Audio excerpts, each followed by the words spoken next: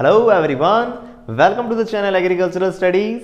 मेरा नाम है दिवाकर खत्री और आज इस वीडियो के दौरान हम एंटेमोलॉजी सब्जेक्ट के course title management of beneficial insects में एपीकल्चर के next topic diseases of honey बीज एंड देयर मैनेजमेंट के बारे में बात करने वाले हैं। जैसा कि आप जानते हैं, एपीकल्चर का मेन ऑब्जेक्टिव क्या है? ज़्यादा से ज़्यादा हनी प्रोडक्शन करना और साथ में पॉलिनेशन का जो प्रोसेस है वो अच्छे से हो पाए, है ना। तो हम देखते हैं ये जो मेन दो ऑब्जेक्टिव्स हैं वो डिस्टर्ब हो जाते हैं किसकी वजह से? तो हम देखते हैं डिजीज़ की वजह से। डिजीज़ यानी कि बीमारियों की वजह से हमारी हनी बीज जो हैं वो ऑफकोर्स कमज़ोर पड़ जाएंगी, उनकी कॉलोनीज़ जो हैं वो कमज़ोर पड़ जाएंगी। इस वजह से हम देखते हैं कि जो हमारे दो मेन ऑब्जेक्टिव्स हैं वो ठीक से नहीं हो पाएंगे। तो यानी कि हमें पता होना चाहिए किस बारे में? डिजीज़ ऑफ हनी बीज और साथ में उनके मैनेजमेंट के बारे में। ओके, मैं आपको बताना चाहूँगा कि इस वीडियो से जो पहले की वीडियोस हैं उसके अंदर हम एपीकल्चर से रिलेटेड दो मेन टॉपिक्स के बारे में पहले ही बात कर चुके हैं। पहले वीडियो के अंदर हमने बी स्पीसीज, बी बायोलॉजी और साथ में एपीकल्चर की जो हिस्ट्री है उसके बारे में भी बात करी थी। और जो सेकंड वीडियो था उसके अंदर हमने commercial method of bee keeping जो है उसके बारे में अच्छे से बात करी थी। तो इन केस अगर आपने वो वीडियोस नहीं देखे हैं तो उनके लिंक ऊपर आई बटन के साथ नीचे डिस्क्रिप्शन बॉक्स में अवेलेबल हैं, आप चाहें तो उन्हें देख सकते हैं।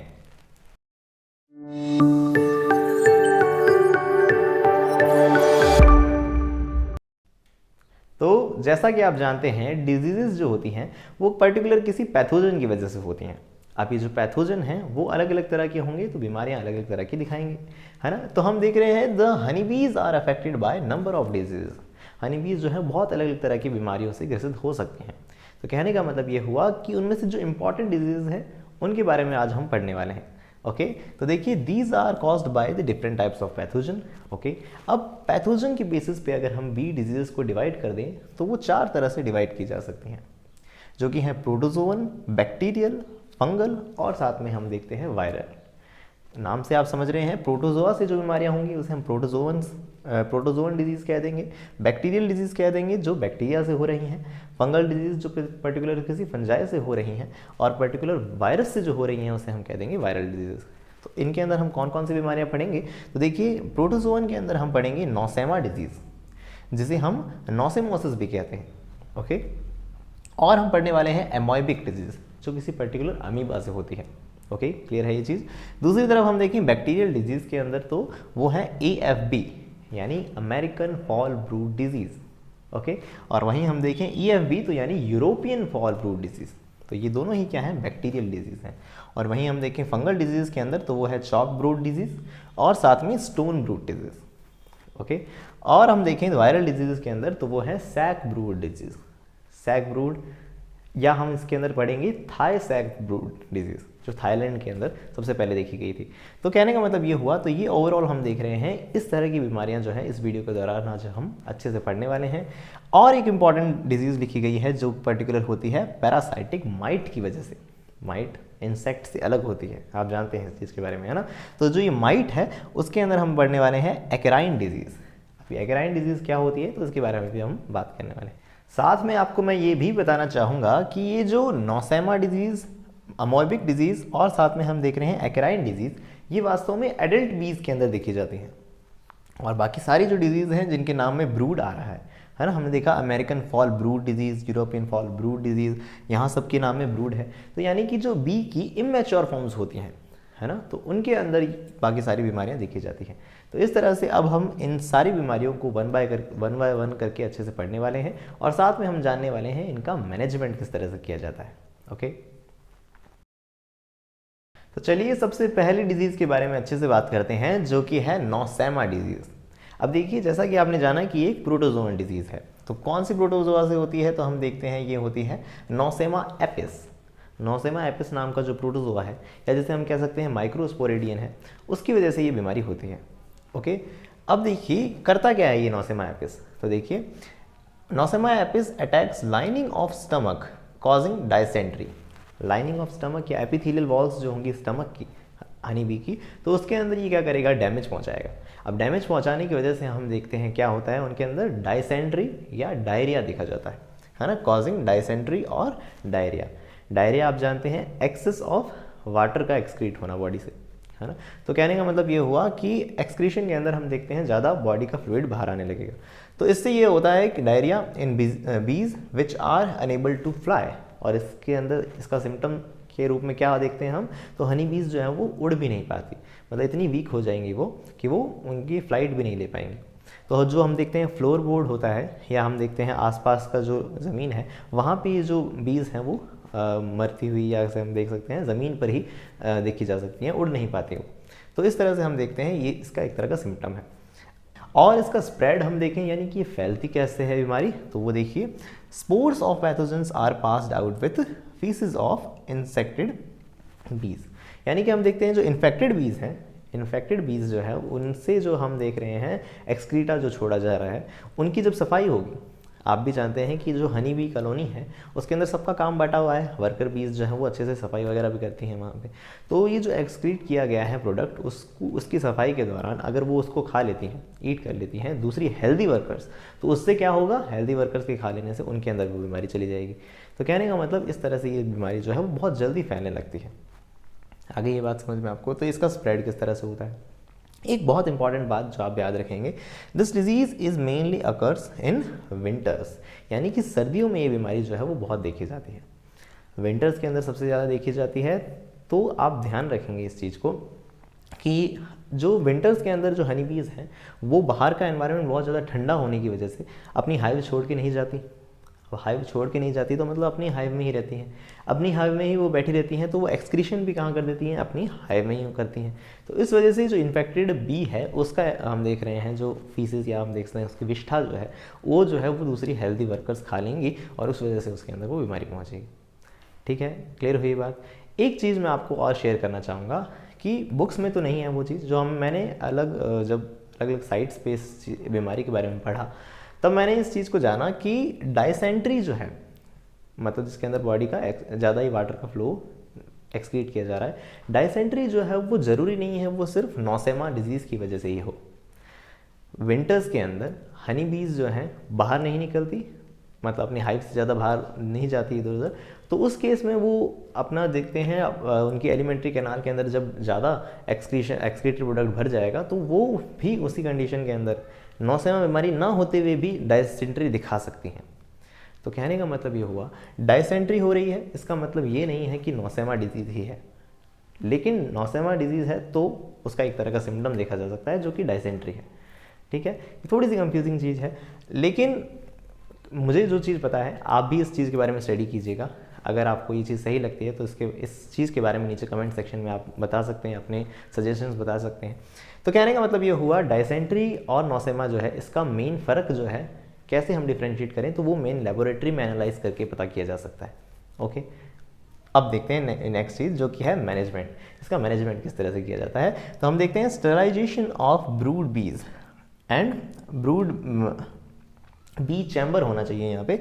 Sterilisation of brood bee chamber, जो कि चैम्बर होता है ब्रूड चैम्बर, उसका अच्छे से स्टरलाइजेशन किया जाना चाहिए। एंड फ्रेम हाइव्स जो होते हैं उनका भी अच्छे से स्टरलाइजेशन होना चाहिए, साफ़ सफाई रखी जानी चाहिए, अच्छे से वहाँ पे मेंटेन करके रखना चाहिए। स्टरलाइजेशन भी किससे, तो हम देखते हैं with glacial acetic acid fumes, glacial acetic acid की जो पर्टिकुलर केमिकल है उससे, उसकी फ्यूम्स से, एंड 40% फॉर्मेलिन फ्यूम्स, फॉर्मेलिन की फ्यूम्स के भी इसकी स्टरलाइजेशन किया जा सकता है ताकि प्रोटोजोन मर जाए। इन एम्प्टी हाइव्स एम्प्टी करके ध्यान रखना इस चीज़ को कि अगर हम देख रहे हैं किसी में बीमारी हो रही है तो सारी जो मधुमक्खियां हैं, हमारी बीज हैं, उनको किसी एक हेल्दी हाइव के अंदर एकदम फ्रेश नया, जिसमें फाउंडेशन शीट जो है वो नहीं लगाई गई हो, एकदम फ्रेश जो हाइव है उसके अंदर उसे शिफ्ट करके जो इन्फेक्टेड बी हाइव है उसका स्टरलाइजेशन किया जाना चाहिए। ओके, आगे बात समझ में। तो इस तरह से हमने डिटेल्स में जाना किसके बारे में, नौसेमा डिजीज़ के बारे में। तो चलिए अब सेकंड प्रोटोजोअन डिजीज़ के बारे में बात करते हैं जो कि है अमोइबिक डिजीज़। जैसा कि नाम से समझ आ रहा है ये किसी अमीबा से होने वाली डिजीज़ है। तो इसके अंदर हम देखते हैं it is caused by the Malpighamoeba mellificae. कहने का मतलब ये हुआ, नाम में आ रहा है मैलपीग, यानी कि ये मैलपीगियन ट्यूब्यूल्स को इन्फेक्ट करने वाला है। मैलपीगियन ट्यूब्यूल्स क्या होती हैं आप ऑलरेडी जानते हैं कि इंसेक्ट्स के अंदर एक्सक्रीटरी सिस्टम की जो मेन यूनिट है वो क्या है, तो हम देख रहे हैं मैलपीगियन ट्यूब्यूल्स हैं। तो हमने यहाँ इसलिए लिखा है कि इट इन्फेक्ट्स दी मैलपीगियन ट्यूब्यूल्स, और एक्सक्रीशन इफेक्ट हो रहा है, तो इससे क्या होगा, तो हम देख रहे हैं it produces dysentery and can be treated in the same way as the nosema. तो वापस दिक्कत तो क्या हो जाएगी, सामने डाइसेंट्री आ जाएगी, और उस वजह से हम देखते हैं ट्रीटमेंट हम उसी तरह से कर सकते हैं जैसा हमने नोसेमा डिजीज़ के अंदर किया था। क्लियर है ये बात। अब नेक्स्ट जो डिजीज़ है वो और इम्पॉर्टेंट है, जो कि है एक्राइन डिजीज़। एक्राइन डिजीज़ जैसा कि मैंने आपको बताया था, ये पर्टिकुलर किसी माइट से होने वाली डिजीज़ है ना। तो माइट भी कौन सी, तो it is caused by the Acarapis woodi. Acarapis woodi नाम की जो माइट है, इससे ये बीमारी होती है। अब इस एकेरापिस वुडी जो है, इसे एक और नाम दिया जाता है जिसे हम कहते हैं ट्रैकियल माइट। इस माइट को ट्रैकियल माइट भी कहते हैं। ट्रैकियल माइट से आप याद कर सकते हैं इस चीज़ को कि ये किसको इफेक्ट करेगा, तो हम देखते हैं enters through the trachea and feeds upon the body fluid, जिसे हम कह सकते हैं हीमोलिम्फ। कहने का मतलब ये हुआ कि जो ये ट्रैकियल माइट है ऑफकोर्स कैसे एंटर होगी, तो हम ट्रैकियल सिस्टम जो होता है इंसेक्ट के अंदर, है ना, रेस्पिरेटरी सिस्टम जिसे हम कह सकते हैं उसका, तो वो उसकी ट्रैकियल सिस्टम के थ्रू ये जो माइट है वो एंटर होती है, और इसकी वजह से हम देखते हैं एंटर हो जाने के बाद बॉडी का जो फ्लूइड है, जिसे हम कह रहे हैं हीमोलिम्फ, उसको ईट करती है। अल्टीमेटली हीमोलिम्फ जब ईट किया जा रहा है तो मतलब बॉडी के अंदर वीकनेस आ जाएगी, फ्लाइट नहीं कर पाएंगी वापस हमारी बीज, तो मतलब उड़ भी नहीं पाएंगी, इतनी ज़्यादा कमज़ोर हो जाएंगी वो। तो इस तरह से हम एक और डिजीज़ देखते हैं जो कि है एक्राइन डिजीज़। ओके, और हम देखें तो इसके अंदर जो मेन चीज़ है वो है मैनेजमेंट। तो इसका मैनेजमेंट किस तरह से किया जाता है, तो exposing the affected colony to the mixture of safrol oil and nitrobenzene. Safrol oil और नाइट्रोबेंजीन जो होते हैं, इनकी फ्यूमिगेशन, अब इनकी फ्यूम्स जब इसके ट्रैकियल सिस्टम से इनके अंदर जाएंगे तो इससे हम देखते हैं ये माइट जो है वो ख़त्म हो सकती है। तो कहने का मतलब ये हुआ, इस तरह से हम देखते हैं इसे एक्राइन डिजीज़ को। ओके, एक चीज़ आप और याद रख सकते हैं कि एक्राइन डिजीज़ को आइल ऑफ वाइट भी कहा जाता है, आइल ऑफ वाइट डिजीज़ भी कहा जाता है। आइल ऑफ वाइट पर्टिकुलर एक जगह है, तो उस जगह ये पहली बार देखी गई थी डिजीज़, तो इसे आइल ऑफ वाइट डिजीज़ भी कहा जाता है। एक जनरल नॉलेज के रूप में इस चीज़ को भी याद रख सकते हैं, और आप इसे नोट करना चाहें तो नोट कर सकते हैं। तो चलिए अब हम ब्रूड डिजीज़ के बारे में बात करते हैं। अब तक हमने एडल्ट डिजीज़ के बारे में बात करी, यानी एडल्ट्स में जो बीमारियां होती हैं उनके बारे में बात करी। अब हम देखते हैं जो इमेच्योर फॉर्म्स होती हैं हनी बी की, उनके अंदर कौन सी बीमारियां होती हैं। तो उसमें सबसे बहुत बड़ी प्रॉब्लम जो है अमेरिका के अंदर देखी गई थी एक बार, जो कि थी अमेरिकन फॉल ब्रूड डिजीज़। काफ़ी खतरनाक बीमारी है ये। क्यों, तो हम देख रहे हैं ये किससे कॉज होती है। अच्छा, शॉर्ट में हम इसे AF भी कहते हैं। किसकी वजह से होती है, तो हम देखते हैं पेनिबैसिलस लार्वी बैक्टीरिया से।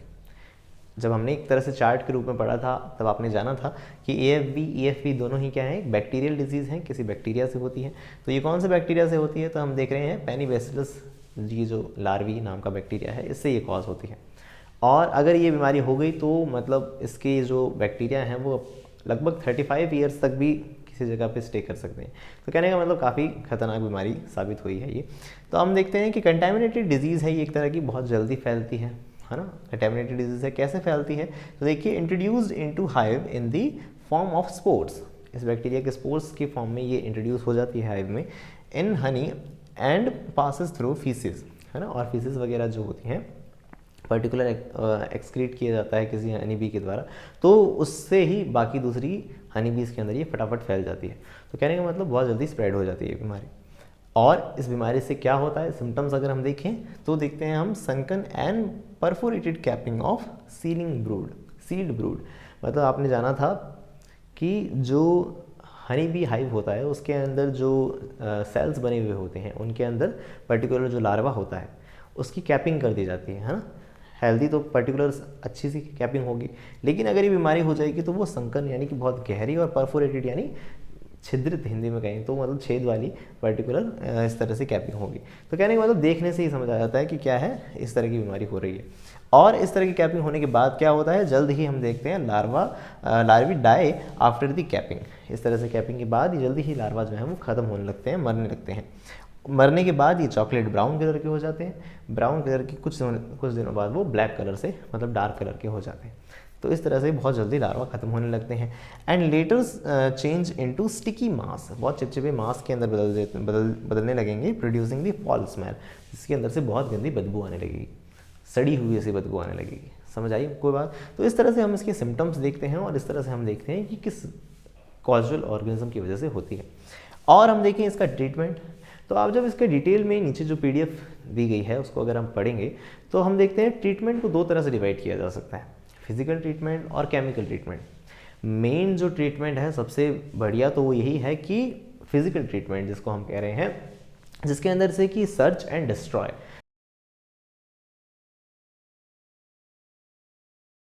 कि अगर आपको कहीं लग रहा है किसी कॉलोनी के अंदर इस तरह की बीमारी आ गई है तो फटाफट उस कॉलोनी को खाली किया जाए, मतलब उस हाइव को, बी हाइव को खाली किया जाए और जल्दी से जल्दी उसे डिस्ट्रॉय कर दिया जाए, जला दिया जाए, है ना। कहने का मतलब ये हुआ कि इस सर्च एंड डिस्ट्रॉय एक अच्छा मेथड माना जा सकता है जो कि किया जा सकता है इस केस में।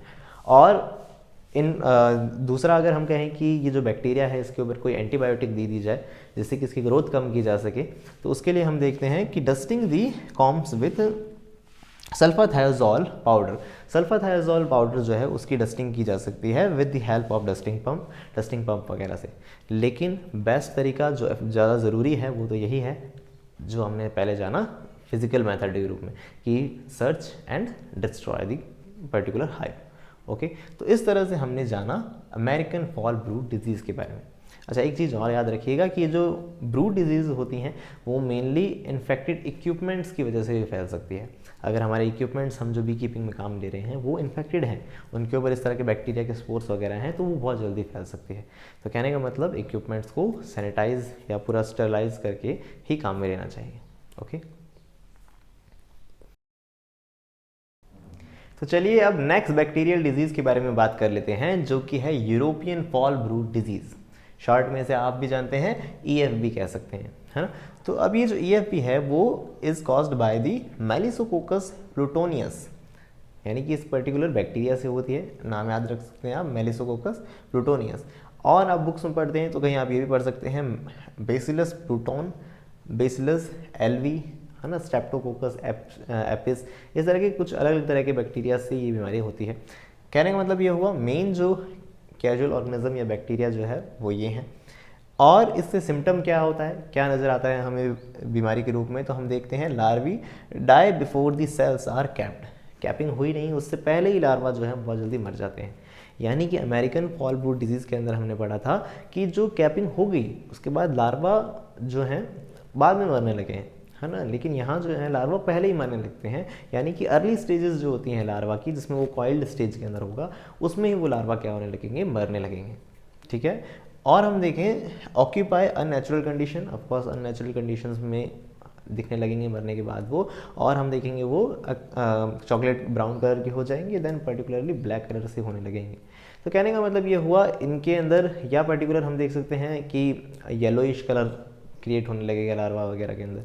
और उसके बाद हम देखते हैं उनके अंदर बहुत बुरी स्मेल सी आने लगेगी, है ना, सॉर ऑर्डर जैसे हम कह सकते हैं, तो खट्टी बदबू सी वगैरह, सड़ी हुई बदबू जो है वो आने लगेगी उनमें से।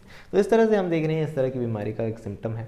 ट्रीटमेंट क्या है, ट्रीटमेंट में हम देखते हैं depends upon the strength of infection, कि इन्फेक्शन कितना हो चुका है। अगर अर्ली स्टेजेस है यानी कि कम है इन्फेस्टेशन, मतलब लॉ है अगर इन्फेक्शन, तो उस कंडीशन में हम देख रहे हैं कि स्टिमुलेट हाइजेनिक बिहेवियर ऑफ बीज, मतलब आपकी जो बी हाइव है उसकी स्ट्रेंथ बढ़ा दो, यानी कि ऐसा कुछ करो जैसे कि आपने रिक्वीनिंग कर दी। रिक्वीनिंग कर दी तो मतलब दूसरी नई क्वीन ले आए आप, ऐसी क्वीन जो ज़्यादा एग ले करती है, ज़्यादा से ज़्यादा बीज क्रिएट करती हैं, है ना। ऐसी कंडीशन क्रिएट कर दी आपने, नंबर ऑफ बीज बढ़ा दी, सैनिटाइजेशन कर दिया। मतलब कहने का मतलब ये हुआ कि हाइजेनिक बिहेवियर बढ़ा दिया, बी की स्ट्रेंथ बढ़ा दी, तो अपने आप ही बीज क्या करेंगी, इसकी बैक्टीरिया के स्पोर्स, बैक्टीरिया जो है क्योंकि स्पोर्स तो ये बनाएगा नहीं, मतलब ये जो बैक्टीरिया है इसको हम देखते हैं या इस तरह की बीमारी नहीं होने देगी।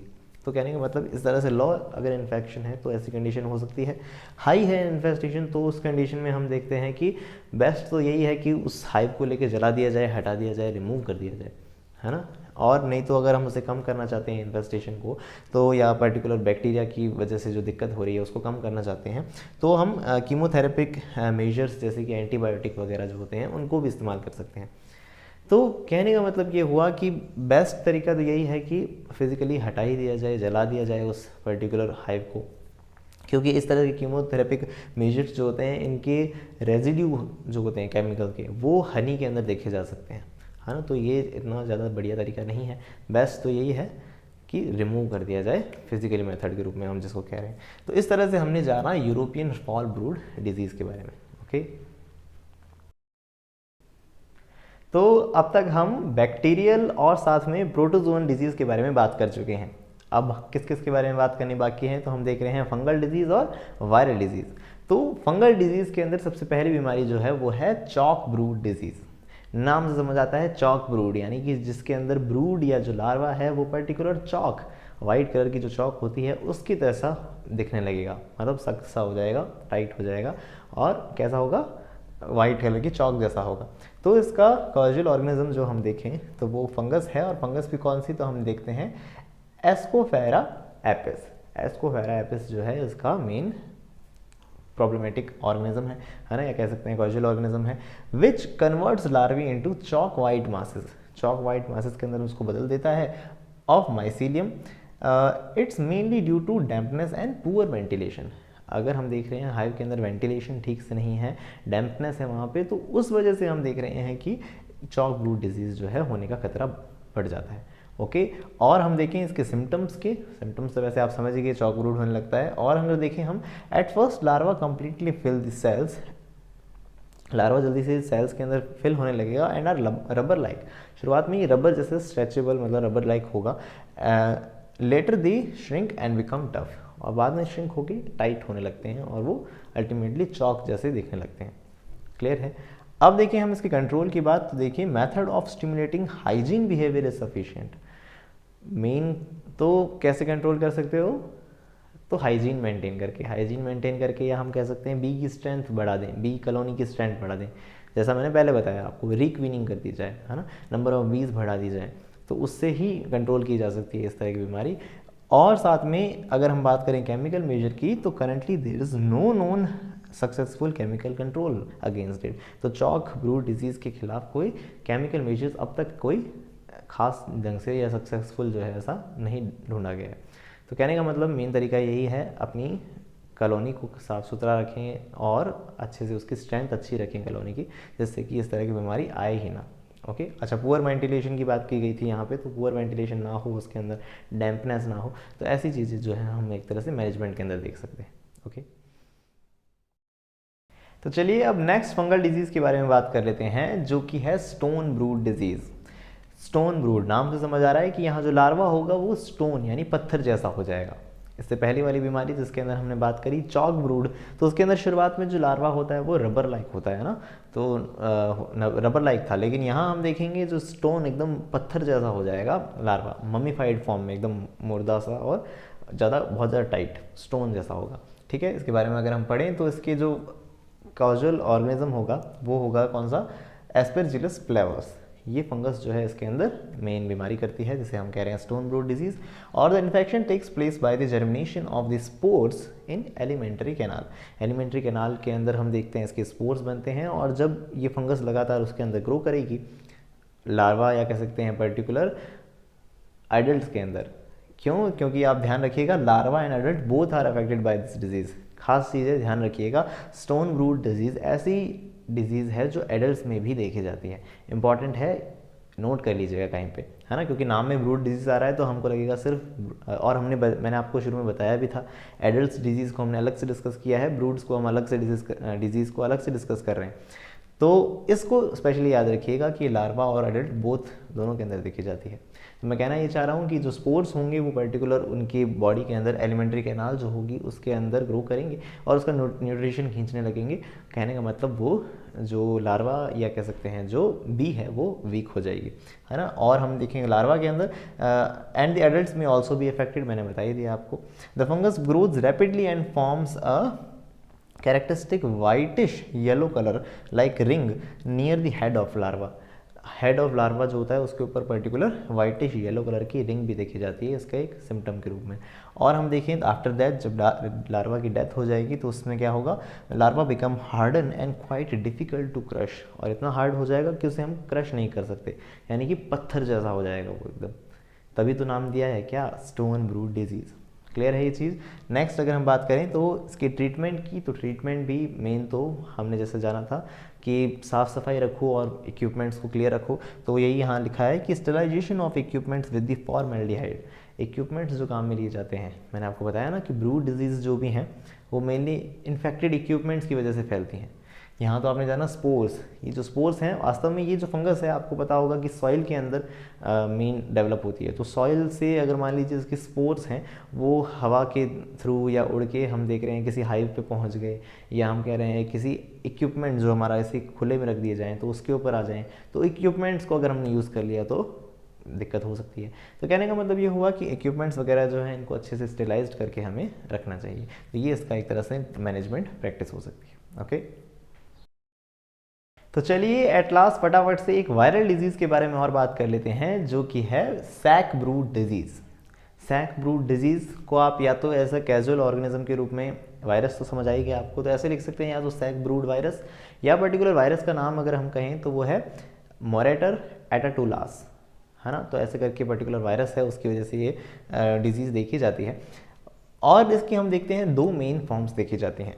उसके अंदर हम बात करें सैक ब्रूड की, तो सैक ब्रूड डिजीज़ जो है वो इन्फेक्ट करती है एपिस मेलिफेरा को, और वहीं हम बात करें थाई सैक ब्रूड डिजीज़ जो है वो इन्फेक्ट करती है एपिस सेरेना इंडिका को। Apis mellifera, Apis cerana indica, इन दोनों के बारे में हमने अच्छे से बात करी थी सबसे पहले वीडियो के अंदर, है ना। इन केस अगर आपने वो वीडियो नहीं देखा है तो उसके लिंक ऊपर आई बटन के साथ नीचे डिस्क्रिप्शन बॉक्स में अवेलेबल है, आप चाहें तो देख सकते हैं। तो कहने का मतलब ये हुआ थाई नाम इसलिए दिया गया है कि 1976 के अंदर थाईलैंड में सबसे पहले ये बीमारी देखी गई थी, तो इसलिए थाई सैक ब्रूड कहा गया है। ये एक अलग वायरस से हो रही है, ये एक अलग वायरस से हो रही है ना। तो उसका ये जो है थाई सैक ब्रूड वायरस इस तरह से एक पर्टिकुलर नाम से वायरस की वजह से हो रही है। और होता क्या है इस बीमारी में, फटाफट से देख लेते हैं। The interior section of the larva changes. Interior section मतलब लार्वा का हेड, लार्वा का थोरैक्स पार्ट, वो चेंज होने लगता है एंड कलर्स टू येलो, मतलब येलो ब्राउन, येलो से ब्राउन कलर के अंदर कन्वर्ट होने लगता है। और हम देखते हैं on removing the larva from the cell, larva को अगर निकाला जाए सेल में से तो tough cuticle can be observed, उसके ऊपर एक क्यूटिकल देखी जाएगी जो कि टफ होगी, and its contents are watery, और उसके अंदर वाटरी सब्सटेंस होगा। तो ऐसा लगेगा जैसे कोई थैली निकाली हो जिसमें पानी भरा हुआ, है ना। तो कहने का मतलब ये हुआ thus has the appearance of small watery sac, छोटी पानी की थैली सी लगती है। कहने का मतलब ये हुआ बहुत बुरी हालत में हो जाता है वो लार्वा। तो इस तरह से हम देखते हैं मेन सैक ब्रूड डिजीज़ के बारे में डिटेल्स। ट्रीटमेंट की अगर हम बात करें तो उसका सिमिलर है जैसे कि मैंने आपको पिछले डिजीज़ के अंदर बताया था कि बी बिहेवियर जो है, या कह सकते हैं हाइजेनिक बिहेवियर जो है उसको बढ़ाया जाए तो हनी बीज खुद ही इसको कंट्रोल कर सकती हैं बीमारी को। ओके, और इक्विपमेंट्स वगैरह जो हैं वो हमें क्लीन रखने चाहिए। तो यही मेन इसका क्या है, मैनेजमेंट है। ओके, तो ये था हमारा आज का वीडियो, और हमेशा की तरह इस वीडियो के दौरान मैंने आपको जो कुछ भी एक्सप्लेन किया उसकी एक PDF फॉर्म नीचे डिस्क्रिप्शन बॉक्स में अवेलेबल है, आप उसे डाउनलोड करके आराम से पढ़ सकते हैं। साथ में मैं आपको बताना चाहूँगा कि एपीकल्चर से रिलेटेड 2 ऑलरेडी मैं वीडियोस पहले बना चुका हूँ। अगर आपने वो वीडियोस नहीं देखे हैं तो उनके लिंक ऊपर आई बटन के साथ नीचे डिस्क्रिप्शन बॉक्स में अवेलेबल है ही। साथ में मैं आपको बताना चाहूँगा इस वीडियो का जो नेक्स्ट वीडियो होगा वो उसका लिंक भी स्क्रीन पर राइट हैंड साइड पे आपके पास आ जाएगा, अगर आप इस वीडियो को 1 हफ्ते बाद देख रहे हैं तो, है ना। तो 1 हफ्ते बाद इस वीडियो का जो नेक्स्ट वीडियो है उसका लिंक भी आपको स्क्रीन पे अवेलेबल हो जाएगा। साथ में मैं आपको ये भी बताना चाहूँगा, अगर आप जनरल एग्रीकल्चर की नॉलेज और क्वेश्चन आंसर्स में इंटरेस्ट रखते हैं तो आप हमें इंस्टाग्राम, फेसबुक या टेलीग्राम पर भी फॉलो कर सकते हैं। और इस तरह के वीडियोज़ के लिए जुड़े रहिएगा एग्रीकल्चरल स्टडीज़ से।